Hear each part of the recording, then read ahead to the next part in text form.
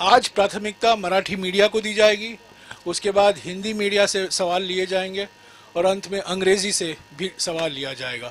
मैंने आपको सब नियम दिए हैं। 35-40 मिनट का समय है। भारत जोड़ो यात्रा पर सवाल राहुल गांधी जी जवाब देंगे। पहला सवाल राजेश शेवगांवकर लोकमत से।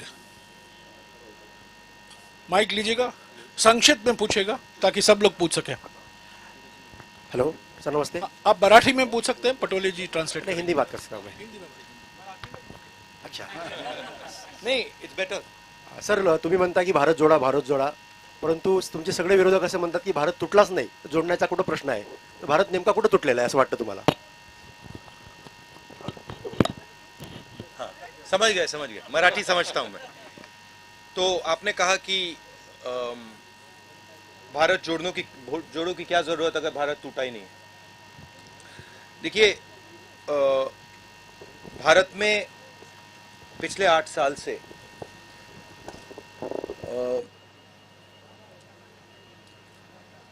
डर का माहौल,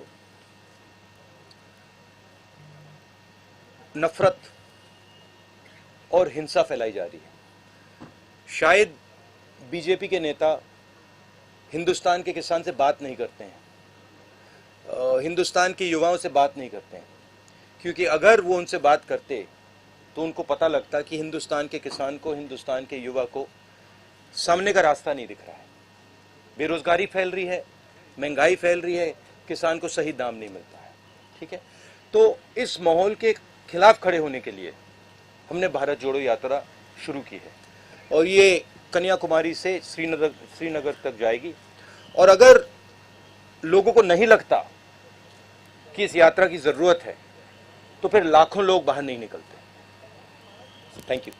राजेश चरापे साकाल।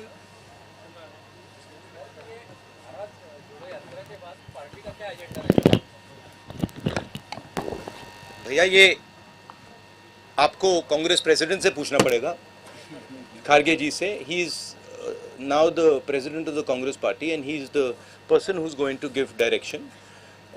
मेरा लक्ष्य भारत जोड़ो यात्रा पर है. अब ये इसमें 2-3 महीने और लगेंगे, तो मेरा पूरा का पूरा फोकस इस यात्रा पे है और बहुत बहुत अच्छा लग रहा है मुझे, क्योंकि बहुत सीखने को मिल रहा है, बहुत लोगों से समझने को मिल रहा है और बहुत प्यार मिल रहा है. नीरज जावड़ेकर, महाराष्ट्र टाइम्स। नीरज जावड़ेकर, महाराष्ट्र टाइम्स।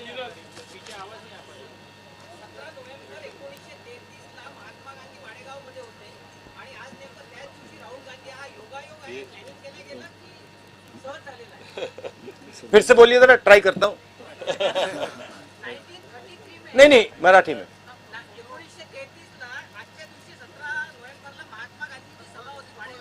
हाँ,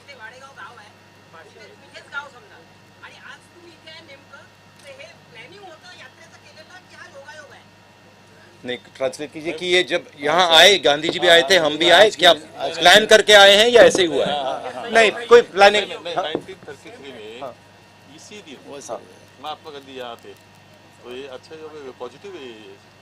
और आप आज यहाँ आए 89 ईयर के बाद आप है यहाँ, तो ये तो पॉजिटिव. देखिए, पॉजिटिव बात है. प्लान तो नहीं है, मगर महात्मा गांधी कुछ चीज़ थे और हम कुछ और हैं. मतलब कोई ये कंपैरिजन मत कीजिए प्लीज. ये हमें मतलब ये गलत कंपैरिजन है. No event. He is Mahatma Gandhi ने देश को रास्ता दिखाया. महात्मा गांधी ने अपनी पूरी जिंदगी देश के लिए लड़ने में लगा दी, तो कोई कंपैरिजन नहीं. प्रबोध देशपांडे, लोकमत समाचार. लोकसत्ता. सॉरी. नमस्कार राहुलजी. माझा प्रश्न असा होता की केंद्र सरकारमध्ये भाजपा जो सत्ताधारी पक्ष आहे त्याच्यावर अंकुश ठेवण्यात प्रमुख विरोधी पक्ष म्हणून काँग्रेस कुठेतरी कमी पडताना दिसतो. तर या संदर्भात पक्षाची पुढील रणनीती काय राहणार आहे आणि 2024 साठी प्रमुख अजेंडा काय राहणार आहे पक्षाचा? कमजोर पड़ रहा है अपना पक्ष, विपक्ष का, ऐसा उनका कहना है. सब पूरा का पूरा ऑपोजिशन या कांग्रेस या कांग्रेस अपने विपक्षी इस नाते से हम कमजोर गिर रहे हैं, ऐसा उसका कहना है मोदी सरकार के। नहीं, देखिए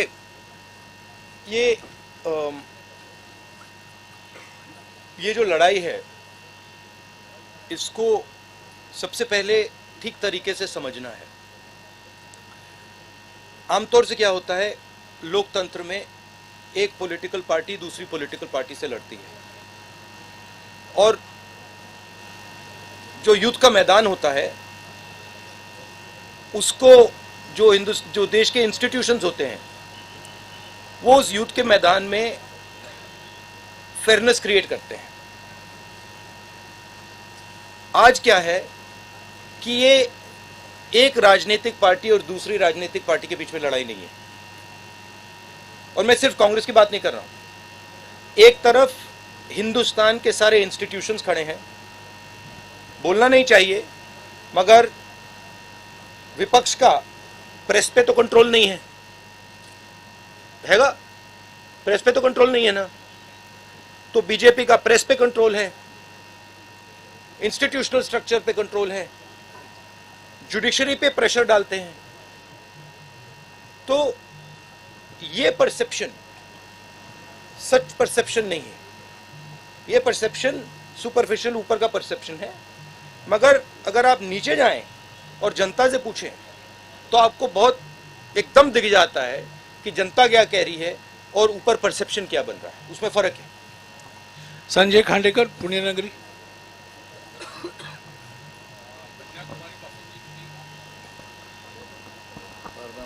कन्याकुमारीपासून तुम्ही जी पदयात्रा सुरू केलेली आहे भारत जोडोची, सॉरी, एक मैं थोड़ा इसमें और कहना चाहता हूं। देखिए, हमने ये सब एवेन्यूज ट्राई की, प्रेस की एवेन्यू ट्राई की, हमने पार्लियामेंट में अपनी बात रखने की कोशिश की। सिर्फ मैंने नहीं, सिर्फ कांग्रेस पार्टी ने नहीं, विपक्ष की सब पार्टियों ने। ठीक है, जब हम वहाँ कुछ बोलने की कोशिश करते हैं, चाहे वो नोटबंदी की बात हो, चाहे वो जीएसटी की बात हो, चाहे वो चाइना की बात हो, वो माइक ऑफ हो जाता है।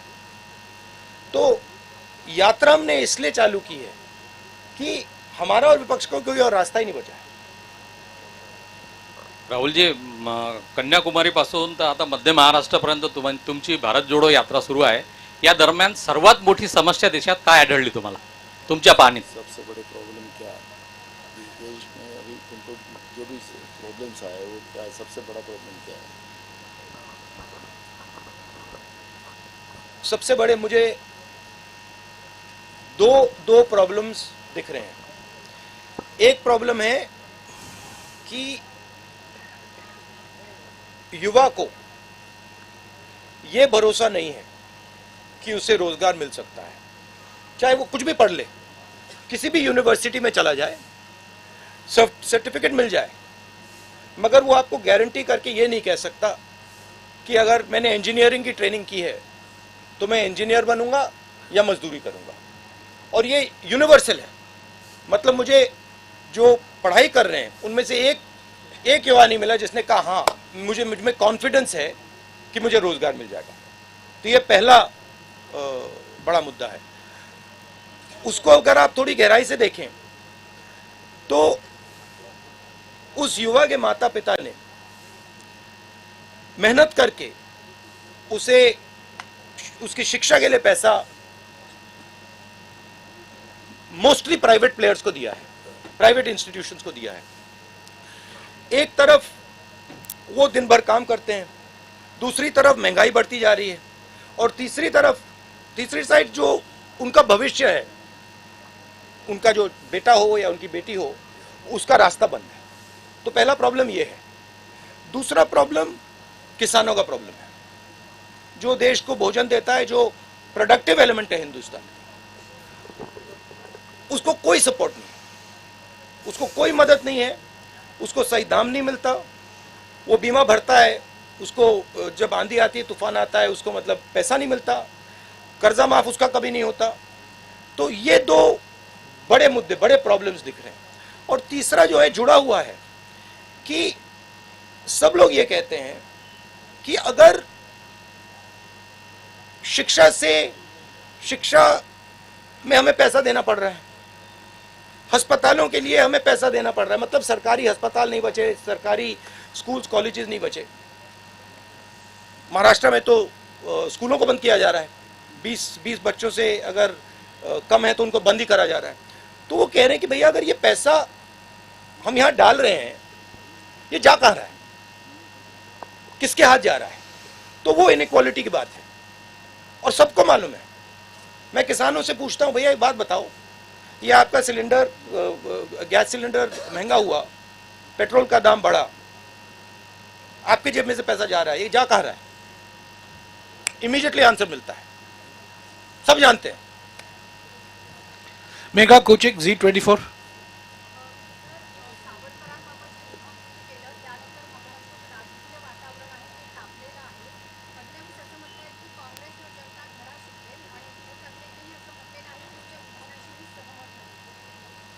सावरकर के बारे में बोला ना, उद्धव ठाकरे बोलते मैं सहमत नहीं, और फडणवीस सोचता है कि हमें लोग जगह दिखाएंगे। ये देखिए, ये मेरे लिए सबसे जरूरी डॉक्यूमेंट है। ये देखा आपने, दिख रहा है आपको? और इसमें आप देख लीजिए, ये सावरकर जी की चिट्ठी है जिसमें उन्होंने अंग्रेजों को लिखा है, और मैं पूरी चिट्ठी आपको पढ़नी होगी, देख लीजिए, मैंने हाईलाइट भी कर रखी है, मगर मैं सिर्फ आखिरी लाइन पढ़ना चाहता हूँ। अंग्रेजी में लिखी है तो मैं अंग्रेजी में बोल देता हूँ। I beg to remain sir your most obedient servant V.D. Savarkar. Hindi में ट्रांसलेशन कर देता हूं, सर मैं आपका नौकर रहना चाहता हूं। ये मैंने नहीं लिखा, ये सावरकर जी ने लिखा है। तो इसको आप पढ़ लीजिए, देख लीजिए, अगर फडणवीस जी देखना चाहते हैं इसको वो भी देख लें। तो मैं तो इसमें बहुत क्लियर हूं, सावरकर जी ने अंग्रेजों की मदद की थी। रश्मि पुराणिक, साम टीवी।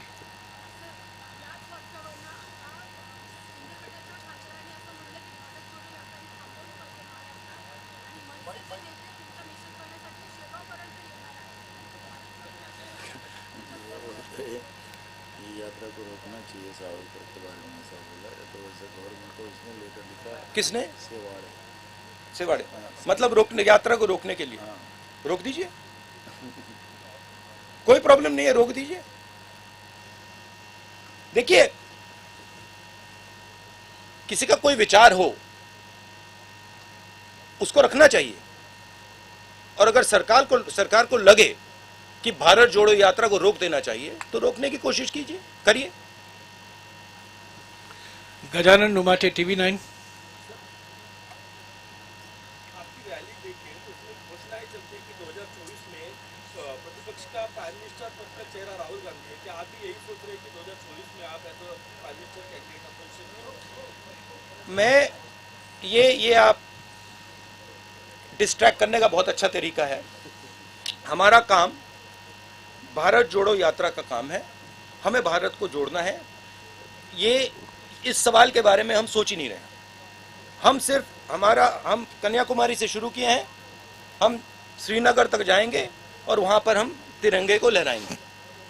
ये हम कर रहे हैं, ये हमारी तपस्या है, और हम और कुछ चीज के बारे में नहीं सोच रहे।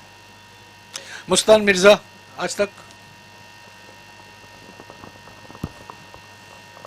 मेरा सवाल यह है कि हिमाचल प्रदेश में जब इलेक्शन हुए तो आपने 40 रैलीज की थी, और पिछली बार गुजरात में भी बहुत बड़ा कैंपेन आपने किया था, पर इस बार आपके इक्का दुक्का सिर्फ रैलीज है गुजरात में, तो ऐसे क्यों?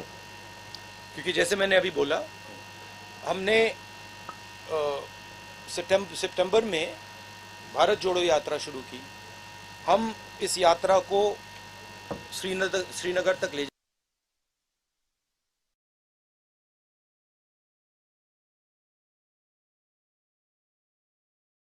पूरा करना चाहते हैं। ज़रूर अगर कांग्रेस प्रेसिडेंट हमें कहेंगे कि हमें गुजरात जाना है, हिमाचल जाना है, तो हम जाएंगे। अभिजीत करंडे, ABP भाजपा।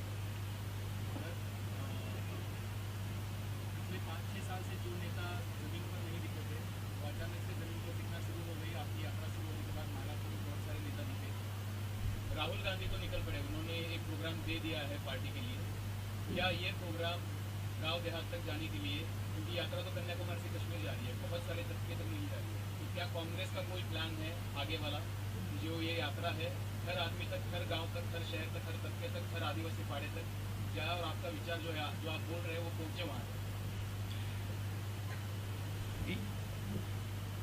यात्रा एक सोच है, एक काम करने का तरीका है, एक कह दो एक इमेजिनेशन है।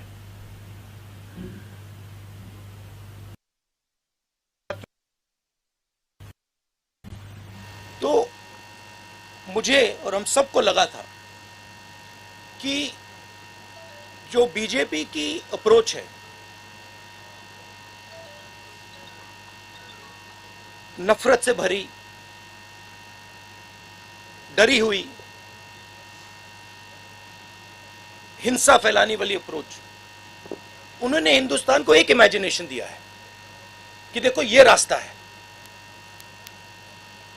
देश में नफरत फैलाओ, लोगों को डराओ, गरीबों को कुचलो, उन्होंने ये रास्ता दिया है। यात्रा की कोशिश है और ये यात्रा इसमें सफल हो गई है। यात्रा की कोशिश है कि देश को बताना कि देखिए सिर्फ ये तरीका नहीं है, एक और तरीका है। जयराम रमेश जी ने कहा कि हमने प्रेस से 6-7 बार बात की है। आपने अभी कहा कि बीजेपी के किसी नेता ने कहा कि यात्रा को रोक देना चाहिए। मैंने ये यहां तो नहीं कहा ना कि वो बिल्कुल गलत बोल रहा है, उसको चुप कीजिए, उसको मारिए, उसने कैसे बोला, नहीं। मैं कह रहा हूं देखिए उसकी राय है, अगर वो सोचता है उसको रखे, और अगर सरकार सोचती है कि इस यात्रा से देश को नुकसान हो रहा है तो रोक दो, कोई प्रॉब्लम नहीं है। ये काम करने का एक बिल्कुल अलग तरीका है, प्यार का तरीका, भाईचारे का तरीका, रिस्पेक्ट का तरीका। तो ये दो हमने विजन दिखाए हैं। अब यात्रा जो हमने रखी है, जो हमने की है, इसमें से पॉलिसीज भी निकलती हैं। अगर वो कहते हैं कि भैया देखो किसान को कुचल दो, किसान को सही एमएसपी मत दो, किसान को बीमा का पैसा नहीं मिलना चाहता, तो इस यात्रा के इमेजिनेशन से एक और तरीका निकलता है।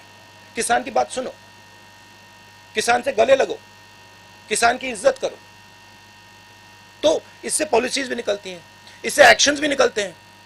अब कांग्रेस के सब लोगों को लग रहा है हाँ भैया चलने में फायदा है, राजनीतिक फायदा है, लोगों से बातचीत होती है, सीखने को मिलता है, प्यार मिलता है, वजन भी कम हो जाता है। तो अलग अलग फायदे हैं, अलग अलग जो भी चाहता है वो फायदा ले सकता है। मगर मेन मैं बात ये कहना चाहता हूं, ये दो अलग इमेजिनेशंस हैं। एक मैंने यहां पे आपको सावरकर जी की चिट्ठी दिखाई, एक वो इमेजिनेशन है, और एक आपने पहले गांधी जी की बात की, वो दूसरा इमेजिनेशन है। तो ये देश में इन दो इमेजिनेशंस की लड़ाई है। लेकिन सावरकर जैसे नहीं, no supplementary please, Savarkar no supplementary please, no supplementary. Ravindra Ambedkar जब आते हैं तो विपक्ष में फूट भी पड़ जाता है। सुनिए प्लीज, नो सप्लीमेंटरी। जरा बोलिए। देखिए आप एक बात समझिए, ये मेरी राय है, ये मेरी राय है कि जब सावरकर जी ने ये चिट्ठी साइन की, गांधी जी, नेहरू जी, पटेल जी, ये सब सालों जेल में रहे, कोई चिट्ठी साइन नहीं की। मेरी थिंकिंग है कि जब सावरकर जी ने इस कागज पे साइन किया, उसका कारण क्या था? उसका कारण डर था। अगर वो डरते नहीं, वो इसको कभी नहीं साइन करते। और इस सिग्नेचर में धोखा था। जब इन्होंने ये साइन किया, वो हिंदुस्तान के जो सब नेता थे, महात्मा गांधी, सरदार पटेल, उन सबको उन्होंने धोखा किया, और उन्होंने उनको कहा कि देखो तुम गलत कर रहे हो, तुम्हें भी साइन कर देना चाहिए। तो ये दो विचारधाराएं हैं। हमारी पार्टी में हम डिस्कशन करने के लिए तैयार हैं। अगर कोई सोचे कि नहीं भैया यात्रा को ऐसे चलाना चाहिए, हम प्यार से सुनते हैं। हम डिक्टेटर नहीं है यहाँ पे। मैं फिर से आपसे गुजारिश करूंगा, सप्लीमेंट्री मत पूछिए क्योंकि और लोगों का टाइम घटेगा। Marathi news digital news channel, Ravindra Ambekar ji. आप जिस विचारधारा का विरोध करते हैं, चुनाव आते ही आपके सारे विधायक उस विचारधारा की पार्टी में ज्वाइन हो जाते हैं। क्या आपकी इस भारत जोड़ो से इस समस्या का हल निकलेगा? और दूसरा है भारत जोड़ो में क्या नया एक सवाल रविंद्र प्लीज, एक सवाल आपने पूछ लिया, नया यूपीए उसका जवाब देने दीजिए। एक सवाल अभी मेरे साथ एक शिवसेना के एमएलए चल रहे थे, वो कह रहे थे 50 करोड़ रुपए उनको ऑफर किया था, वो नहीं गए, बहुत सारे और गए। तो देखिए एक प्रकार से ऑपोजिशन की सफाई भी हो रही है। जो भी करप्ट लोग हैं, जो 10 करोड़ के लिए, 15 करोड़ के लिए, 50 करोड़ के लिए बिक जाते हैं, वो बीजेपी में जा रहे हैं। अच्छी बात है। हिंदुस्तान में साफ सुथरे लोगों की कमी तो नहीं है, हमारे साथ आ जाएंगे। हमारे पास 12-13 मिनट का समय बाकी है। अब मैं हिंदी और अंग्रेजी मीडिया से सवाल लूंगा। अखिलेश मिश्रा, नवभारत हैं क्या? पूछिए ना, आगे आगे पूछिए। जब तक आगे आएंगे मैं अगले सवाल से पूछूंगा। संतोष गवाई, दैनिक भास्कर, उनको माइक दीजिएगा, जल्दी जल्दी जल्दी। ये मैं आपको गिफ्ट दे देता हूं, और आप सबको कॉपी चाहिए तो सबको दिलवा देता हूं। संतोष गवाई, दैनिक भास्कर, प्लीज। आपण एक ये मोहन भगवत जी को भी भिजवा दीजिए। माइक नहीं है क्या? आपण जिथे थांबलो आहोत तो जल्दी दीजिए। हाँ, दैनिक भास्कर। हाँ? दैनिक भास्कर, सही बात है ना। देखिए सच्चाई है। राहुल जी सवाल लिख। राहुल जी, आपण जिथे थांबलो, एक minute, I am coming back to you, I am coming back. विदर्भामध्ये शेतकऱ्यांच्या आत्महत्या प्रचंड होतात। हे 6 जिल्हे शेतकऱ्यांच्या आत्महत्येसाठी हे होते। आता पूर्ण देशभर शेतकऱ्यांच्या आत्महत्या होतात, तर त्यासाठी आपल्याकडे काही आपल्या डोक्यात काही प्लान आहे का शेतकरी आत्महत्या थांबवण्यासाठी? मैंने हिंदी अखबार से सवाल पूछा इस उम्मीद के साथ कि आप हिंदी में पूछेंगे और आप मराठी में पूछिए, कोई बात नहीं। मराठी अखबारों के लोग हिंदी में पूछते हैं। ठीक है, पटोले जी अनुवाद कर।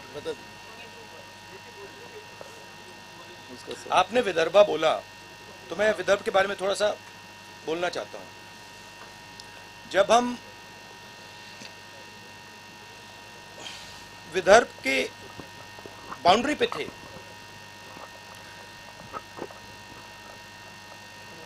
तो हमारे लोगों ने कहा कि हमें वहां पे अंदर आने से पहले वहां पे आपका एक गीत सुनना है। आप थे वहां पे? नहीं, आप नहीं थे। वहां पे गीत सुनना है। तो मैं वहां पे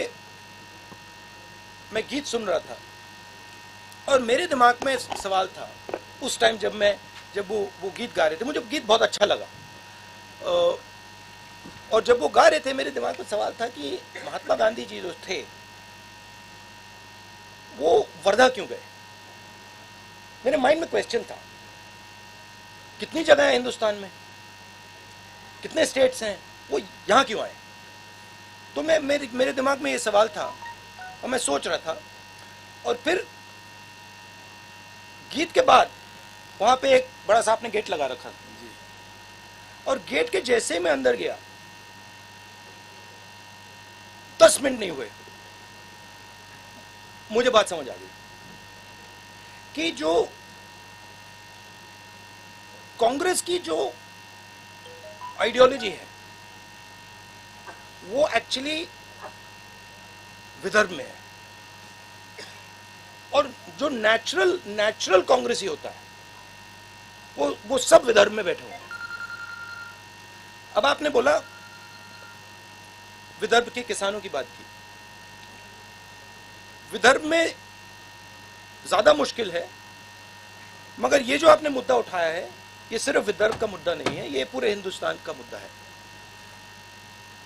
विदर्भ में पानी की समस्या है, उसके बारे में कुछ किया जा सकता है, मगर जो हमारे प्रोड्यूसर्स हैं जो खेती करते हैं उनको प्रोटेक्शन देने की जरूरत है, उनको उनकी रक्षा करने की जरूरत है। जैसे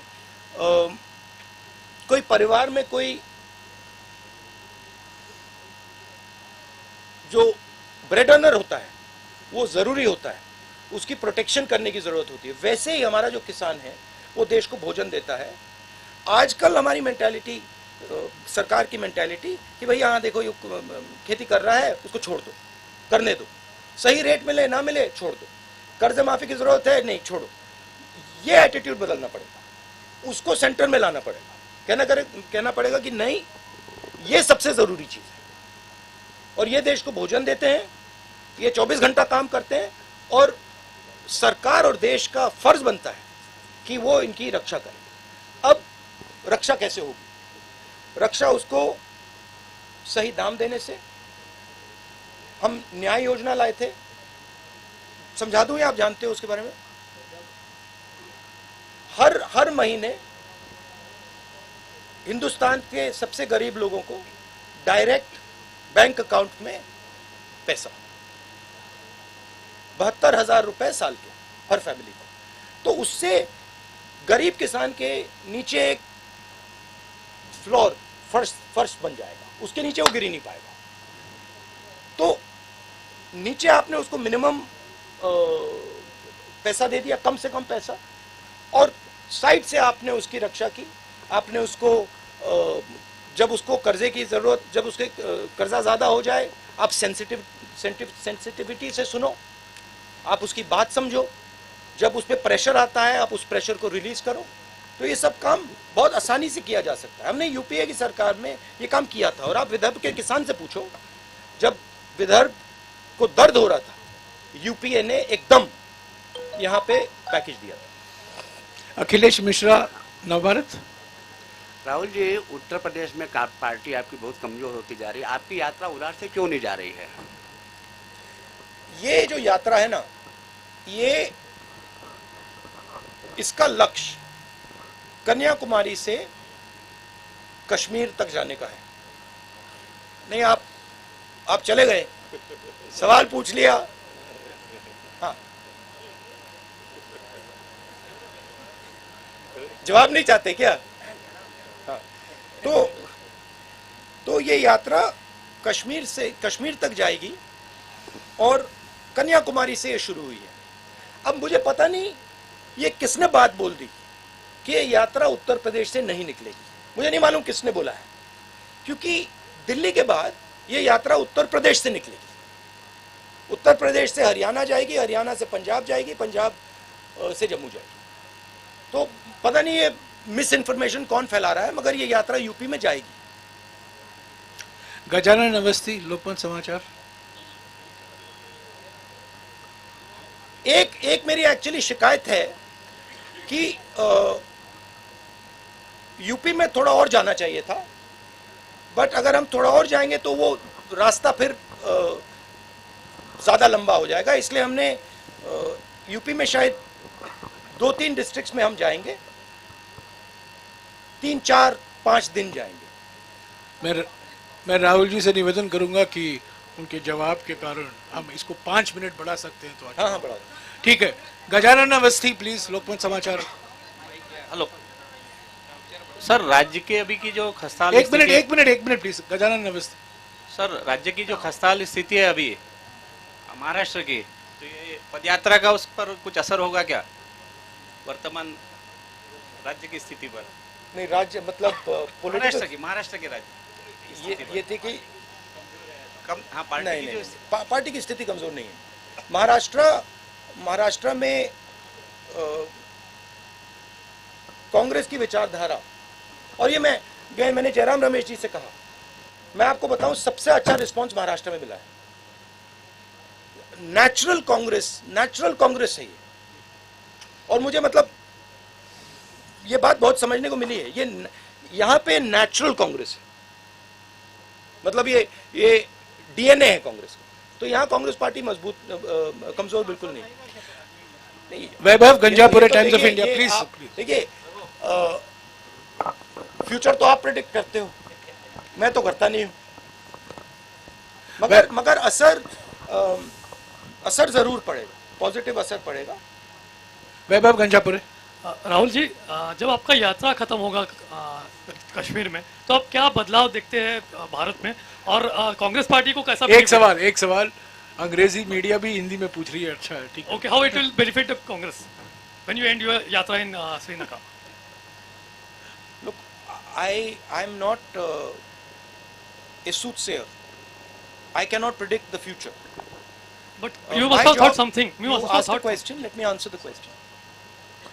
My job is to do what I see as my duty, and I felt that my duty, in a time when India is internally fractured, in pain, where violence is being spread across the country, where hatred is being spread across the country, I felt it is my duty to show that there is another way possible. That there is a way possible where you are affectionate and loving to people, where you can disagree with them, where you can say, I actually don't like your views, but I can still go to you and say, I don't like your views, but I'm ready to listen to your views, and I'm not going to beat you because I'm more powerful. I'm not going to thrash you because I'm more powerful. So I thought it was my duty as an Indian citizen to place that on the table. And that is the idea of the Bharat Jodo Yatra. Now, please don't misunderstand. It is not only my duty, and it is not only I who is thinking this. Large number of Congress people feel the same thing. And millions of people, farmers, youngsters, men, women, feel the same thing. So I think it's a very powerful thing, the Yatra. And I think if people think about it with a little bit of depth, they will realize that the principles that we are putting across here are not just political principles. They are principles that you can use in your life. They are principles that you can use with your brother, with your sister, with people you are working with. A little respect will not weaken India. It will only strengthen India. A little bit of affection, a little bit of love will only strengthen India. So that's the idea. Now what happens after the Yatra, let's see. अभिनय देशपांडे, हिंदू देशपांडे हैं?